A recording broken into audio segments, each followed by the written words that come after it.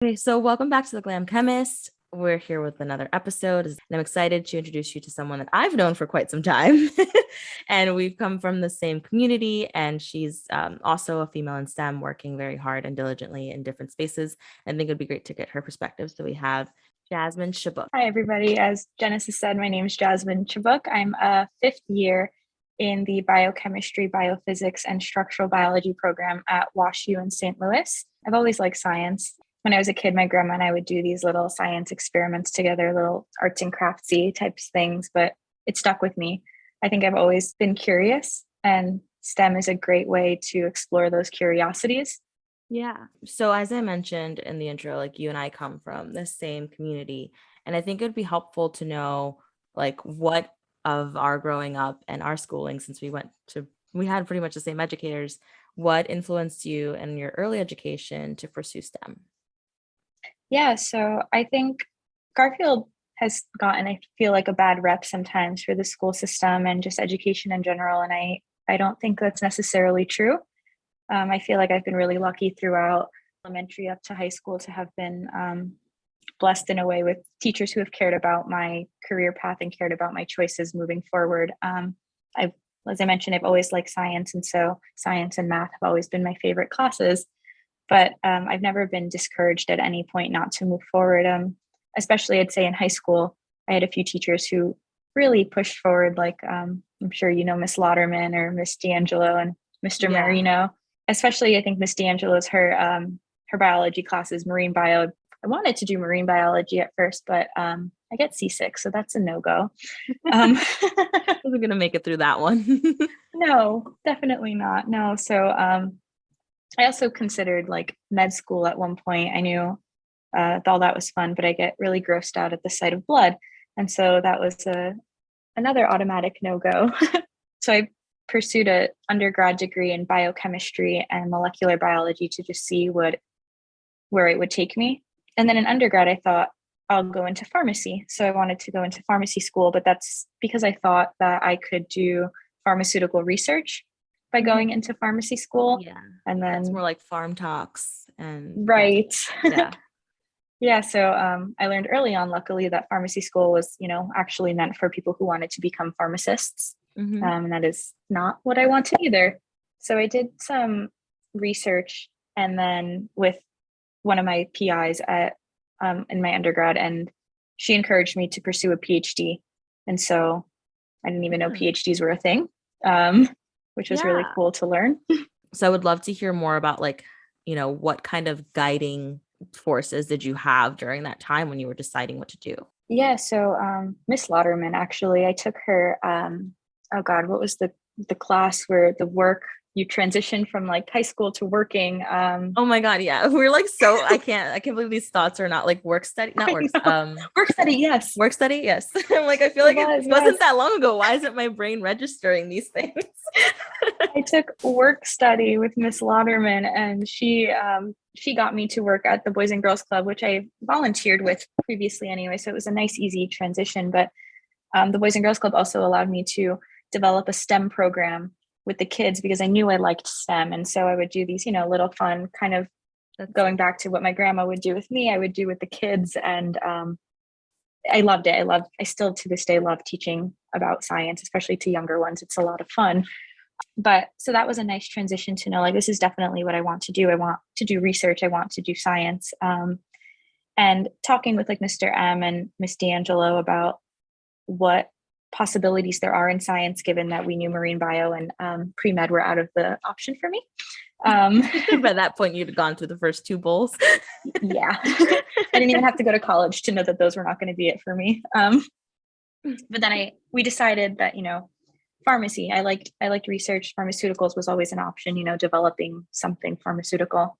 And so Mr. McCrone also, I consulted him about which like schools would be a good option. And I ended up only applying to 3 undergrads, Wilkes University in PA, U Sciences in Philly, and then Stockton in Galloway, New Jersey. And what it came to in the end was honestly, which was the cheapest to go to. They were all a good distance away from home, but far enough that you could be away, but close enough that you can come back if you wanted to. Yeah, I can vouch for U Science as not being the most affordable option. No, it was not. Definitely all the resources were there, and like I can Yeah, attest my career to being an alum of U Sciences. But yeah, you were smart and to not have as much student debt. That's probably why you were able to pursue a graduate degree, because I think one of the things that's really keeping me from pursuing a graduate degree is the fact that, I invested so much in my undergrad. I wouldn't trade it away. Lots of lessons. sure. One of the most difficult things I've ever done is pursue STEM. But yeah, U Sciences, I can say, was an amazing opportunity. But like, yes, being smarter about how I was expending my money. And that's another thing about things that I didn't know. Like, I was a first generation high school graduate. So like, I didn't know what it meant to go to college and spend money on an education. And I was just thinking of like, for me specifically, I was thinking of like what university is going to give me the best opportunity. And U Sure. Sciences just had all of these like connections and like a lot of Yes. internship opportunities. But yeah, I do wish that I had been smarter about how much it was going to cost me. Yeah, so I was also a first gen it's okay, a first gen high school graduate as well as college or anything. My mom did not finish high school, and I guess my dad technically did finish high school, but in Turkey, and so it was very different. And then not speaking English when he moved here, but it makes it different, when you're the first person to grow up in America and get an education here. I was lucky in the fact of undergrad, but the reason I ended up choosing Stockton in the end was I didn't even know how student loans worked, and neither did my parents. And so we did not want to have to try and figure that out, because truthfully, in the end, it would have been me figuring it out. And I probably would have caused a lot of havoc for my family had I even tried to do that. And Stockton gave me the best scholarship such that I had very minimal to pay off, which again, I'm extremely lucky and extremely grateful for. But the fact that it Blessing. was in state, Yeah, I can vouch for that. I mean, I did go through the entire like FAFSA and application process on my own. Like, my parents were there as like just like physical right. support, but they really didn't know how to guide me through that process. And I just remember like every year it was just like that was the one big cry. Like, Right. It's a the one big chaos. moment where I was just like, I couldn't. It was my first time of like real adult moment of understanding what it meant to even file taxes. Like, my parents never Yes. filed their own taxes either. So it's like learning all of this weird jargon as a first generation graduate. It's like you are solely dependent on whether or not you're going to get the financial aid you need. And I only learned Yeah. later what it really meant to apply for FAFSA and what was beneficial and what wasn't. And then that's unfortunate because, you were smart enough to make the decision with your parents. Like, maybe we can do this diplomatically some other way. My It was luck. family, yeah, your blessings, God bless you, because like my family didn't even understand why I wanted to go away. What's crazy is that now like FDU offers a 5-year master's program, and now Rutgers has all of these like integrated cosmetic science programs with like a bachelor's and a master's. And there's all of these new resources now. But when I was seeking like an education, even when I would mention to folks that I wanted to go in cosmetic science, they're like, oh, like that's not something we hear every day. When you were in your undergraduate experience, like how did you decide? Obviously, you had the influence from your advisor, but like what did you kind of fall for while you were in school? As an undergrad, with a given like biochem major, most of my courses were biology or chemistry driven. And so from the get, I was thrown into labs, introduction labs, which I loved. I think the labs are the most fun part of science. We have to do the lectures, but I think the labs are what really teach you, because it's Mm-hmm. hands-on and you actually get to do it. Um, and so because I like the labs so much, I offered to TA certain courses lab wise. And that gave me the opportunity to kind of teach labs and, really understand what it's like to go through the process of running these experiments, and especially learning how to like analyze the data and what you get out of it. And so in my program, you had to do a research experience to graduate.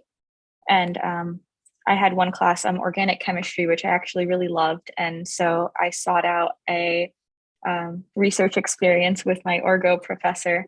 And so it was a dual mentorship, and they were both great PIs. So I actually worked on synthesizing hydrogels, which was a very different from what I do now, but it was fun. I learned a lot, and because I loved the research so much, they did encourage me to apply for PhD programs. And something I didn't know at the time was honestly even what a PhD was. And like, I knew they had PhDs because they were professors and they were doctors Doctors of their field. Yeah.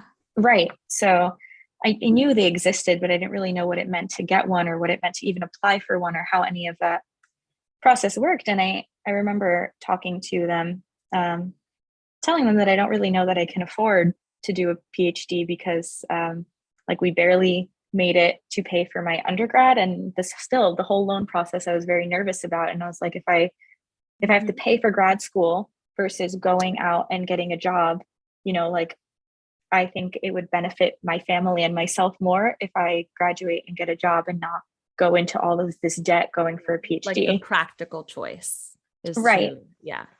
But something I didn't know, and I think is not very well advertised, is you get paid to do PhDs, in STEM at least. You get a pretty decent stipend, and I think it does depend on the university you go to and the area you live in. But for example, in Missouri, it's incredibly cheap. It's an incredibly cheap state, so you can live for, I don't know, not much. Like rent averages like $800 to like $1,000 for like a 2-bedroom apartment in St. Louis, where we know back in New Jersey that is not the case. You can even get like a basement studio apartment for $100 here. And in WashU, the Division of Biology and Biomedical Sciences, that branch of PhD programs, the yearly stipend is a little over $32,000. And so you have no tuition, you get health insurance, and you get paid this lump sum of money, which is, $32,000 is not a large amount of money, but it's very livable. And it's the fact that like I'm able to pursue a PhD and get paid to do so. It's really nice. And I don't think it's something that's been advertised well, like to the general public, or just things that people know about. Honestly, I didn't. So what else have you, I mean, obviously you've been able to have people who are knowledgeable of pursuing a PhD, but what else did you have to prepare for in order to get into a program? Yeah, so the process of getting into a PhD program was a little intense. It was a little I don't know the right word to use, but not very accessible to everybody, I guess, in the sense that they're expensive to apply for. So I did end up having to pay a little over $1,000 in my application process, and as well as like taking the GREs and all that, which are graduate admission. Yeah, I did not take classes. Probably should have, because I did quite poorly on my GREs, but I was lucky that I had other things to counteract those grades. Yeah, I mean, I think people are looking less at the standardized tests of things and seeing people's actual work. But yeah, I didn't know. So I've never, I knew pretty early on that I didn't want to pursue additional education if it was like a master's. So like it would be great for myself and our listeners to learn a little bit more about the overall process and, any advice that you could give along the way. Yeah, so PhD process or grad school, I guess, in general, things that they look for when applying are strong undergrad research experiences, whether that be research you do at an undergrad or if you had a internship elsewhere. Just especially if you're going for a PhD in STEM, they like to see lab experience. You've done research before, you've worked in a lab to some extent. They want to see that you're a critical thinker. So can you come up with your own project and, not right off the bat, because that PhD is still school, like we're still students. And so you're not expected to be perfect from the get, but they want to know that you have the drive and the passion to get there. Strong grades were important, but not completely necessary. I think generally they look for something between a 3 and a 4.0 for admissions, and letters of recommendation, I think, were key. So they really want to know that people support you, which, if you've had this research experience and you've had, shown drive and shown passion in your classes, you can have, teachers or professors to write those for you and really shine through. Built a relationship in the lab. Right. So what is it like? I mean, you're in your 5th year. What was it like the first year? Yeah. So I think I'll take it back a little bit to high school quickly, in that, and because you've done really well too. Sometimes when you're used to doing, yes, you have. you're used to doing well. You're in the honors classes. And so like in high school, I was in the top 20, and it's weird because it's like the imposter syndrome exists, but like in the end, I knew I was smart. Like this was my thing. School was my thing. I liked it. I liked learning. And so I felt smart enough to do something next, whether that be undergrad. And then in undergrad, I did go to a relatively small liberal arts school. So I did really well again. And again, you have this idea where I'm not good enough, but at the same time, like I made it this far. But then when you go into like a PhD program, they really pick like, they want really smart people from all over. And so now you're surrounded by people who most likely have done way better than you throughout, or at least it feels that way. And so it's very intimidating, but I will say that I'm incredibly grateful that my cohort, so there were 8 of us when we started, and we all became so close so fast. So it was so nice to have such a strong support system and group of friends where we all felt like we were too stupid to do it. And so like out of your league. It's not, right. It's not about being too, I think it's just like everyone feels out of their league. I think because I feel those same exact feelings. Like I recently got asked for like my expert quotations here, expert opinion on an Allure article for cosmetic science. And I'm just like, I'm so not an expert, but since you say so, like, I'm happy to talk to you and, share as much as I can, but I don't feel like, and that's the imposter syndrome too. It's like, I have done enough work to speak on this very fluently and confidently, but like, also like, are you sure you want to talk to me? Like, are you sure it's me? It's so weird. When they reached out, I was like, do you want to speak to my PI? Like he runs the lab. And they're like, no, but you did the work. I'm like, yeah, but he runs the lab. And also like he's got the degree. I'm still working on it. Right. He has the PhD, he has the postdoc, he's the PI. Like I still just got the bachelor's degree, like, are you sure? And like not just, but yeah, it's really hard. But one thing that like I learned through those experiences is regardless of how I feel about myself in this space and what I think I've succeeded in this space, other folks find our jobs and our careers so fascinating. And in a space where like there's so few of us as women too, it's like a whole different perspective. Oh God, yeah. And like even running a lab, like that's something that not everyone even is familiar with. So what I've found is like, although I don't think I'm very interesting, like I've realized like, oh, that's kind of like my superpower, like being in STEM and having the experiences that I've had and the understanding that I've had is something that's going to like kind of catapult me into other opportunities. And like, that's something I didn't know until it happened, kind of like you and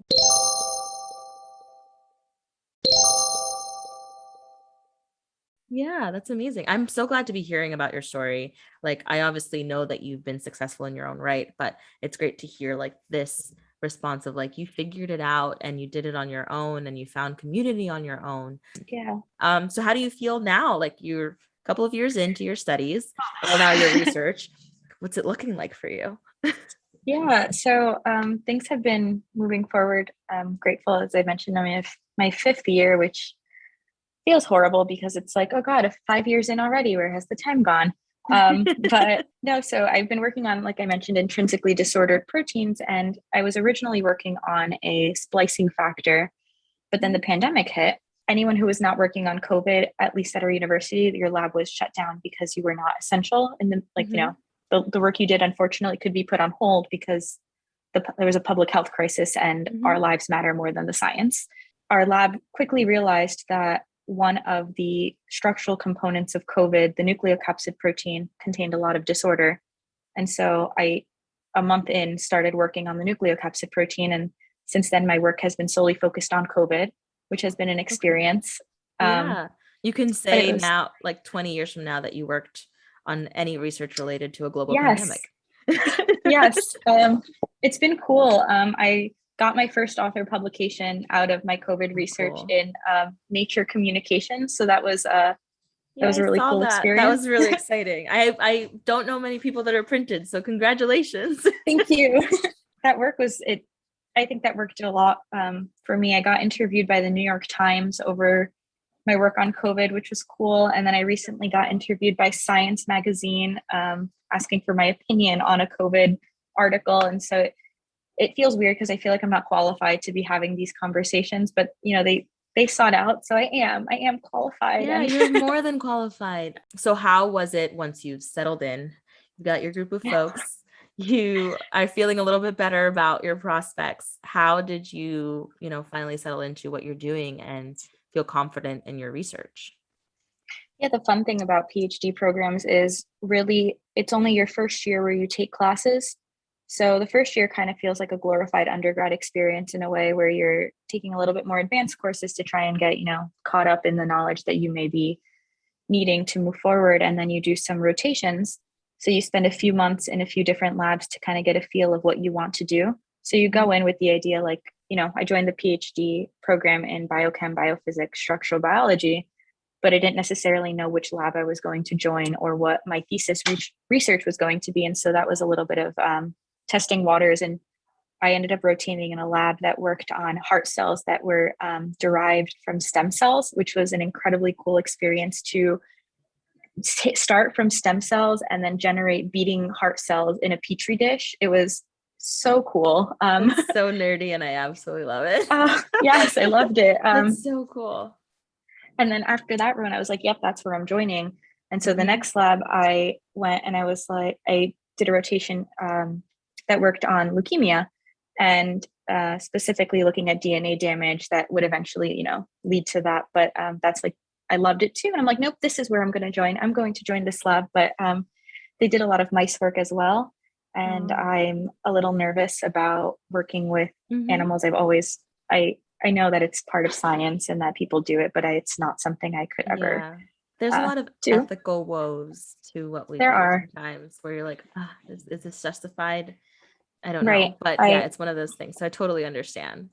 I don't like it. I get people do it, but I couldn't. And so that was a no for me. And at least you know what, like, even though you don't know what you want, you know what you don't want, which is like really good. Helps absolutely.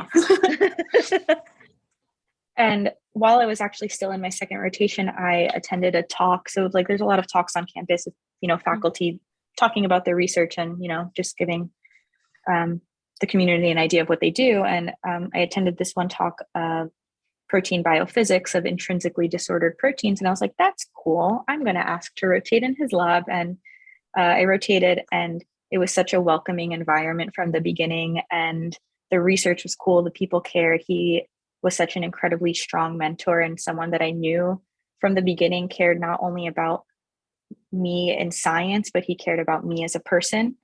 And I was like, nope, this is it. I want to join this lab. And so that is where I ended up joining for my PhD. And he is, I'm incredibly lucky to be working for a mentor who supports me in, not just my science, but in my life in general, which can be hard to find in academia. And so lucky, I guess, is how I describe myself in lots of ways. No, you are quite lucky and you're blessed. That's amazing. I mean, and what you said, the thing with STEM and academia and STEM, it's like there's a lot of people that don't really have like the same social cues. So it's like really hard to like build like even conversations or relationship or friendship with folks in STEM, because it's like you'll never really feel like that warmth because they're so either analytical, like we're very like not like binary, but it's very like it's like ones and zeros, like you either get a 1 or you get a 0, and that's all you get from people. So finding someone that was able to like mesh with your personality and also like make you feel like you were welcome in a new space, that's amazing. I'm grateful.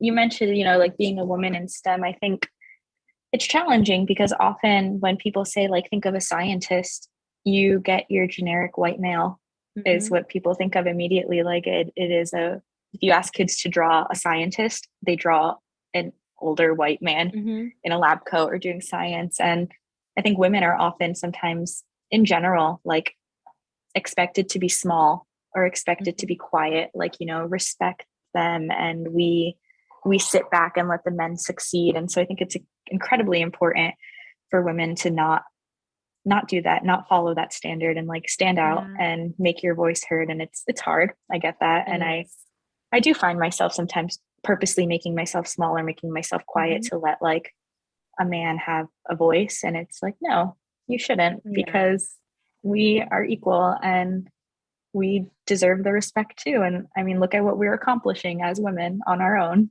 Totally. not on our own, but no, but I completely understand. I mean, I think that maybe it's even like culturally or even the imposter syndrome or the Sure. fact that like in a STEM space, like honestly, there weren't many women in my STEM program. I was lucky to have some folks, but like they were Agreed. pursuing something completely different. And like, I always deferred to others because I was like, well, I'm not smart enough to speak on this, or I'm to myself, I'm only realizing now that I'm like, becoming a young woman and developing into my own personality and like, giving myself fucking credit. But at the Yes. beginning of my educational experience, I always deferred to others. I was like, well, they're more knowledgeable. They understand more. I have no place to really like put my 2 cents in.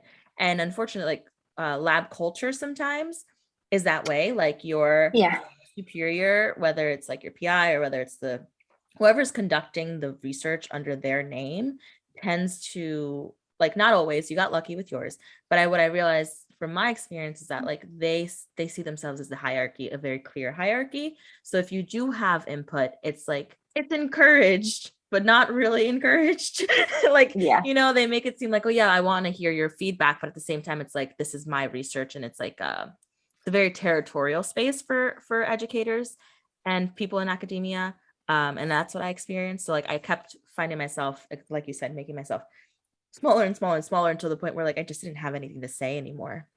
And I was just a lab rat, and I was just sitting there, batching things for folks with no opinions. And that eventually became really, really tough for me, which is why like now I work for myself, because folks will hear this in another episode with someone we had with Nicole from the Curly Chemist, where we talk about trauma from work experiences and trauma from our superiors, which I didn't realize was a thing until I went into therapy, and I realized like, oh, I don't speak well of myself and I feel very tiny because I allowed myself to be tiny for so long, and like, be like a lab rat and a little mouse that didn't have an opinion about things, which is unfortunate, but we're learning, we're evolving.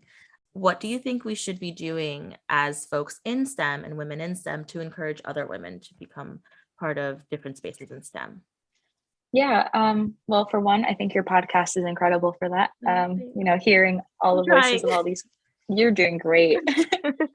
Hearing voices from, women who pursue different careers in STEM and just like their experiences. And I think it's important for young women, girls, anyone to know that even though we're not expected to succeed, and maybe a lot of times not encouraged as women to succeed in STEM, that who cares, and fuck that, you should do it, and you will do it, and you'll be great, like, and I know you mentioned therapy. I strongly, highly recommend therapy. I've been in therapy my whole PhD, a little before that too, but it helps, it's like a safe space. And so things are going well for you now, that well that you're printed and new opportunities are coming. So how do you feel about your research? What do you think you're going to end up doing with your PhD once it's all said and done?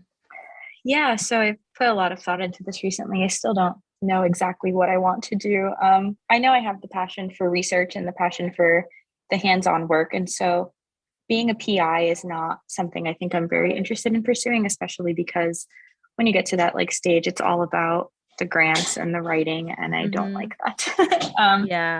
But I'd be happy moving into industry. I do want to do a postdoc because I think regardless of whether or not I stay in academia or not, I'll gain some experience. And like I said, I like school, and apparently I just want to be in school for the rest of my life. But I know a lot of people that end up being in school and then they end up teaching and then they never leave. Yeah.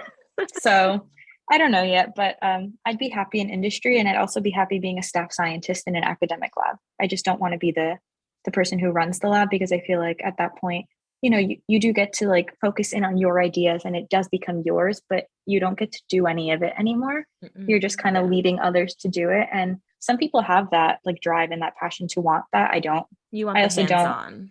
I do want the hands-on. And I think also being a PI, like, which again, I know I'm lucky, but that's not the case for everyone. There are a lot of PIs who are incredibly smart and like they know what they're talking about, they know what they're doing, but they do not know how to mentor and they don't know how to teach.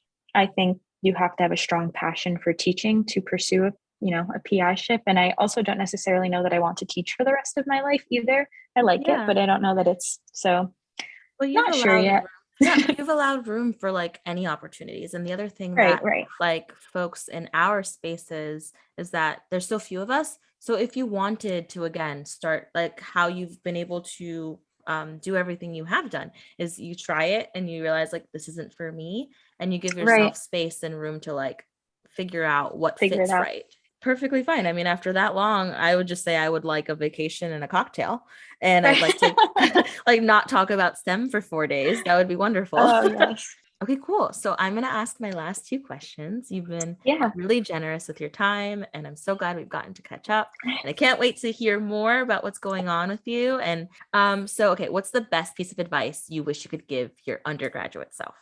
Don't be tiny. Let your voice be heard, and honestly ask questions. I struggle even now asking questions sometimes for the fear of looking stupid or feeling stupid. But you know what? Science is all about asking questions, and someone might be someone is an expert in their field, but that's all they know. Just like I will become an expert in my field, but I will know nothing of marine biology or cosmetic chemistry. And so ask those questions. If you're curious, ask. It's the only way you're going to know. Be Yeah. open to asking questions. And then what is the best piece of professional advice that you've received that you still use today? Yeah, actually, so in my current lab, she's now an instructor in the lab. I think it's also been really nice to have a woman to look up to in my lab space. She's always told me that graduate school is like jumping through hoops, and everything you do is a hoop. So the classes are jumping through a hoop, finding your rotation lab is a hoop, and then the qualifying exam, which can be really daunting, is also a hoop. And you're just jumping through these hoops, but you know your end goal and you want it. And if you have the passion and you have the drive, you'll get there, and that you're not alone, and that you have people who will support you and be there for you along the way, and just jump through the hoops and you will make it. Because it is hard. So it The is. one thing I can tell anyone who's a listener considering pursuing STEM is that it isn't the most easy It's route to not go easy. in.